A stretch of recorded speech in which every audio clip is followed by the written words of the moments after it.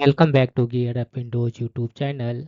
In this video, we will guide you on how to enable night light on Windows 11 PC.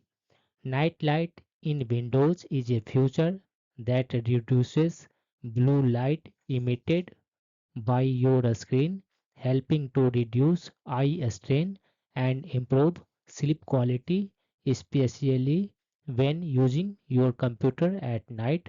To enable this one feature, click on this one start button and then click settings.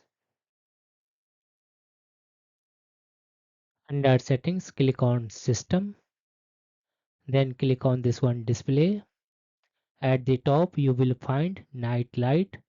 You can turn on this one toggle switch, and to schedule click on this one night light at anywhere, and then you can adjust the strength of the night light.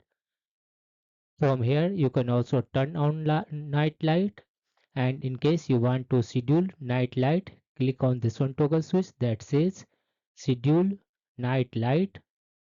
Turn on this one toggle switch, and then by default it will automatically schedule night light to sunset to sunrise.